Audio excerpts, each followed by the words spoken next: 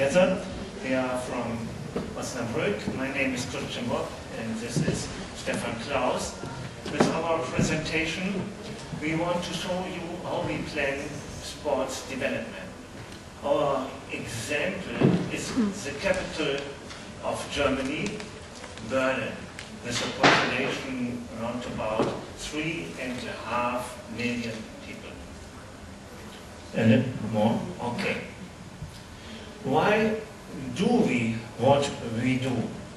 There are certain big challenges for sports development, for example, demographic change and process of social segregation. You can see other things, going to global sporting arm race and event competition, and you can see other different things. Now, we know what are the challenges, what do we do with them?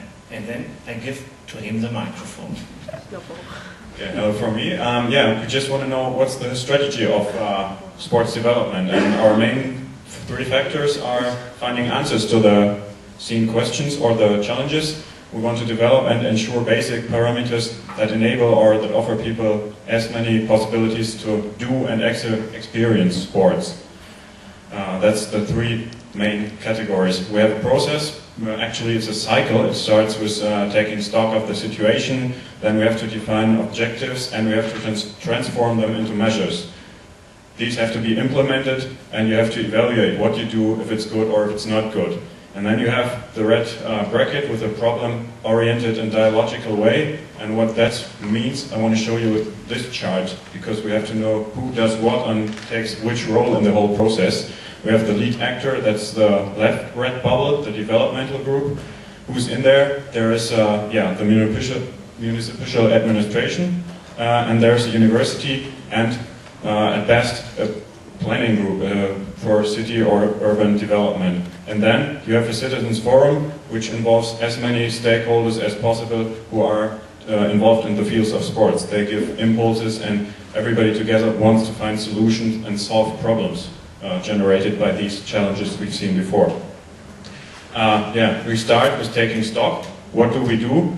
We have a representative population survey. That's by a questionnaire. We have a sample. Criteria to compose the sample is male, female, the district in which the people live in the city, the age. We ask them from the migration background. That's all things that have an influence on their sporting activity.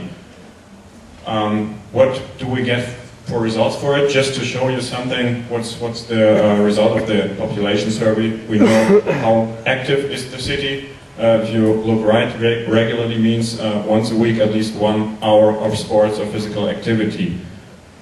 Next one, we get a chart of the most important or interested sporting activities. And as you can see, there is cycling, there is swimming, there is running and jogging. Not the traditional games anymore. That has many implications as well for the voluntary sports clubs, which are very strong in German. I don't want to read all of them. You see something.